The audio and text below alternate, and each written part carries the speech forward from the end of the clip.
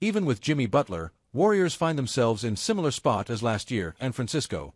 There's a strong argument that the most introspective player on the Warriors, a team centered on 3 NBA stars 35 years and older, is 23-year-old Moses Moody. He's a reader and a poet. He spits meaningful bars at the podium that your favorite rapper's favorite rapper wishes they could think of. He's wise beyond his age and always worth listening to. He also took a long pause Tuesday when asked about the mood of a 13-14 Warriors team that already has gone through countless ups and downs in the 2025-26 NBA season. "Good question," Moody began. "I would say good through and through," he continued. "A lot of highs and lows. A lot of professionals on the team, so it's not dealing with childish emotions or anything like that. It's more so grown men trying to figure something out. And that's from the coaching staff to the last player on the bench. It's not a bunch of emotions of, oh, you said this, you said that, rather than a group of men trying to figure something out, and that's cool to see." Moody chose his words carefully. Frustrations for the Warriors have been seen in numerous ways. This is a team that went 23-8 down the stretch last season after trading for Jimmy Butler, beat the number 2 seed Houston Rockets in the first round of the 2025 NBA playoffs, and felt like they were destined for the Western Conference Finals until Steph Curry's hamstring strain. There even was a contingent within the franchise that believed a healthy Warriors team could beat the Oklahoma City Thunder last season. This season's team can't keep leaning on that run. It's done. It's over. Golden State Warriors. Find the latest Golden State Warriors news, highlights, analysis, and more with NBC Sports Bay Area and California. The Warriors, as the calendar year gets close to ending, feel much more like the pre-Butler team they were around the same time a year ago than the post-Butler one right now. Even coach Steve Kerr sees the similarities. "Yeah, it feels a lot like last year, ironically," Kerr said Tuesday. "At the trade deadline, I think we were .500. We were very inconsistent. We traded for Dennis Schroeder first, and then Jimmy obviously as we were searching for answers, and we found it.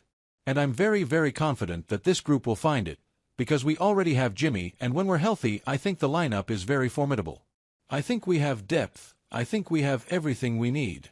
So it's on me to put it together and to help these guys find the rhythm and the confidence that I know they have inside." Though Moody didn't perfectly agree with the similarities of last year to this year, he does share the feelings of his coach in why belief is warranted. "It feels different," Moody said. "I'm not exactly sure the situation last year at this time. But these last couple games, there have been so many games this year that we should have won coming down to the end like that. We're not far off. One shot goes differently and it's a whole different conversation. I think we're able to realize that. Coach is able to realize that. So nobody is panicking, more so as we're trying to figure it out. Just figure it out a little bit. I think it happens a lot of times that you'll be so close to what you want and you just need to change something, so you change something, and then you're actually a lot further away than you're actually trying to get to. I think it's a delicate situation, as well as we just got to figure it out, and that's what we're working towards." Needing a change became obvious enough to the Warriors last season that they traded for Schroeder the first day they were able to make such a move on December 15th. The Warriors were 14-10 at the time. They were a game under .500 on December 15th this season, and a move doesn't seem imminent at the moment since Jonathan Kuminga can't be traded until January 15th.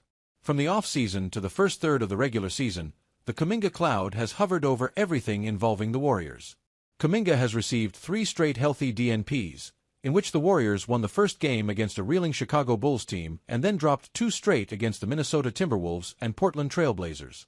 The Timberwolves and Blazers are both teams Kuminga is meant for with his combination of size and athleticism, especially after averaging over 24 points in the final 4 games of the playoffs against the Timberwolves 7 months ago. Then this week, a fan email to Joe Lacob received a response from the Warriors owner and went viral.